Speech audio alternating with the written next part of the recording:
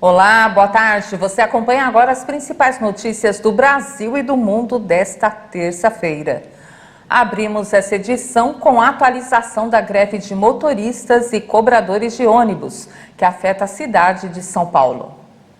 Os motoristas de ônibus de São Paulo iniciaram às 0 horas a paralisação confirmada na noite de ontem, descumprindo a ordem judicial de manter 80% da frota operando nos horários de pico, entre 6 horas e 9 horas da manhã, e 60% no resto do dia sob pena de multa diária de R$50 mil. Teve início às 3 horas da tarde uma reunião para discutir reivindicações da categoria e determinar se a greve continua. Segundo a SP Trans, a paralisação afeta 713 das 1.200 linhas e 6.500 ônibus, que transportariam 1.500.000 passageiros nas primeiras horas da manhã. Antes disso, ao longo da madrugada, apenas 46 das 150 linhas de ônibus noturno que operam na cidade funcionaram normalmente. O prefeito de São Paulo, Ricardo Nunes, classificou a greve como abusiva e irresponsável. O sindicato afirma que a declaração de Nunes não é verdadeira e que a responsabilidade de manter os veículos na rua é das empresas do setor. A rede social fundada por um ex-assessor de Donald Trump já é sucesso no Brasil. A Getter foi criada com a missão de acabar com a censura na rede.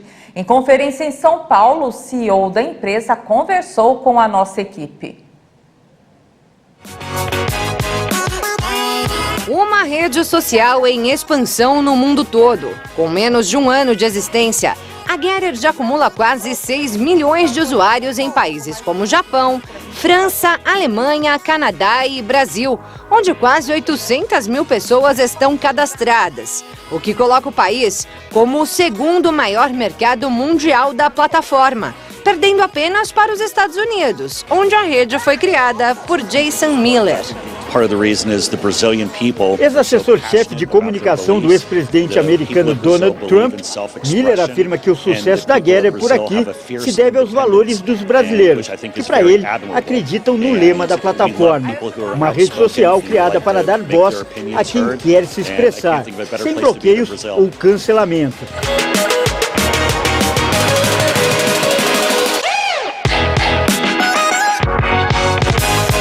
A Getter entrou no ar em julho do ano passado, justamente com essa missão: não censurar seus usuários, como, segundo Miller, fazem tantas outras redes. Foi em 2020, após as eleições dos Estados Unidos, que o CEO se atentou à censura tão presente nas plataformas e percebeu que esse não é um problema da América, mas uma questão global. Para mudar esse quadro, criou a Getter e hoje diz que tem como prioridade proteger a liberdade de expressão. Mas ressalta que a plataforma conta com mecanismos de inteligência artificial e funcionários de todas as nacionalidades para identificar qualquer conteúdo que viole os termos de uso da rede, como incitação à violência ou apologia às drogas. Segundo o CEO, os moderadores garantem que a Getter continue mantendo o respeito devido, sendo um ambiente familiar, de discussões saudáveis e divertidas.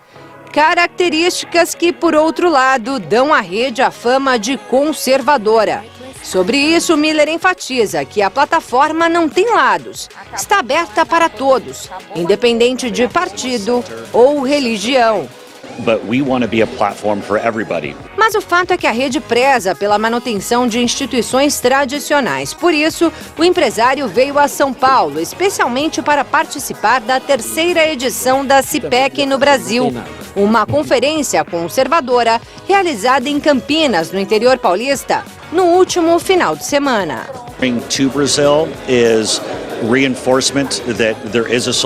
O CEO aproveitou a oportunidade para reforçar que existe uma rede social que se baseia na liberdade de expressão e que pode ajudar todos aqueles que valorizam esse direito. Sobre a abertura de um escritório aqui no Brasil, informação essa que vem sendo especulada praticamente desde a fundação da Gerer.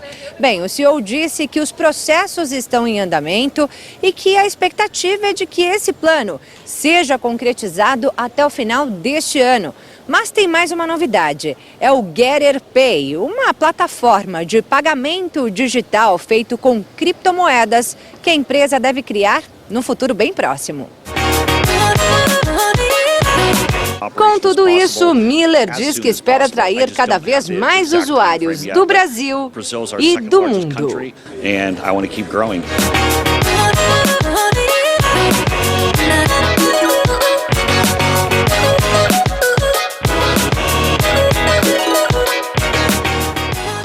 Na tentativa de fortalecer a segurança alimentar global, o Brasil assinou um acordo com outros 5 países grandes exportadores agrícolas. Argentina, Brasil, Canadá, Estados Unidos e México adotaram a Declaração Conjunta de Exportadores Agrícolas, que inclui um aumento na produção de alimentos e fertilizantes. A informação foi divulgada pelo chefe da diplomacia dos Estados Unidos para a América Latina, que afirmou que a declaração foi adotada durante a Cúpula das Américas, realizada na semana passada em Los Angeles. De acordo com a Casa Branca, os 5 países dizem que, como grandes exportadores agrícolas, podem fortalecer a segurança alimentar global. A Organização das Nações Unidas para Agricultura e Alimentação estima que os países importadores de alimento vão pagar mais, mas vão receber menos em 2022 devido à guerra na Ucrânia. O conflito teve um impacto global e agravou a crise alimentar em muitos países com o aumento dos preços de grãos e fertilizantes. O objetivo do grupo de 5 países é maximizar a oferta de alimentos para tentar manter a estabilidade de preços e garantir que as sanções pela guerra não afetem esses produtos. Os signatários também se comprometeram a prestar assistência humanitária aos mais vulneráveis com doações. Minas Gerais investiga uma suspeita de morte por varíola do macaco em Uberlândia. Uma amostra coletada do paciente foi enviada para análise laboratorial da Fundação Ezequiel Dias, em Belo Horizonte. O Brasil já tem 3 casos da doença, sendo 2 em São Paulo e 1 em Belo Horizonte. Nós vamos ouvir agora um especialista que fala sobre a nova doença que assusta os brasileiros.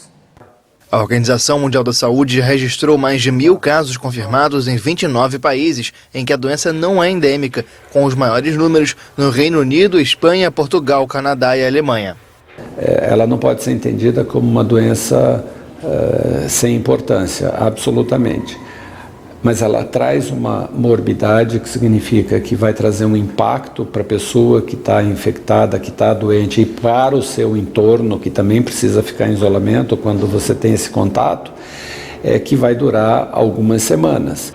A varíola do macaco é considerada uma doença viral rara transmitida por contato próximo com uma pessoa infectada e com lesões na pele. Os primeiros sintomas podem ser febre, dor de cabeça, dores musculares e nas costas, calafrios e fadiga. As lesões na pele se desenvolvem entre o 1º e 3º dia.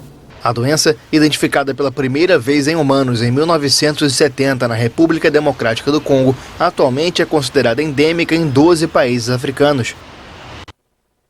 Uma operação de resgate delicada tenta salvar um menino de 10 anos que está preso há 4 dias em um poço estreito. O trabalho é dificultado pelo mau tempo e também porque a criança tem deficiência auditiva e de fala. Raul Sarru caiu na cisterna de 24 metros na última sexta-feira enquanto brincava no quintal de sua casa no estado central de Chhattisgarh. Máquinas pesadas são usadas para cavar um túnel próximo ao poço, que tem apenas alguns centímetros de largura.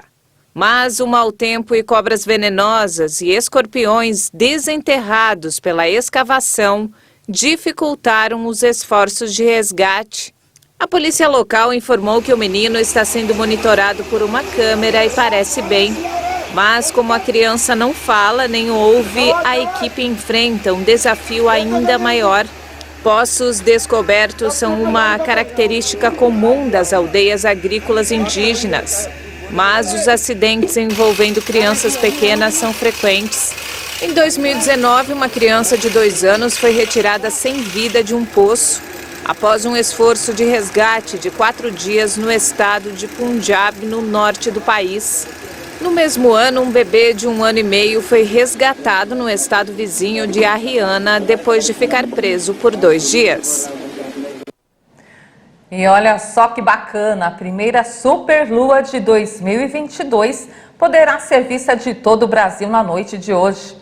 O fenômeno, que geralmente ocorre de 2 a 3 vezes no ano, acontece quando a lua está cheia e mais próxima da Terra, o que torna maior e muito mais brilhante. A superlua poderá ser vista a partir das 6 horas da noite e a expectativa é de que o satélite fique visível por cerca de 12 horas. As próximas superluas de 2022 estão previstas para ocorrer em julho e em agosto. E essa edição fica por aqui. Você acompanha outras informações às 17 horas com Maria Alice Dias. Obrigada pela companhia e uma boa tarde para você.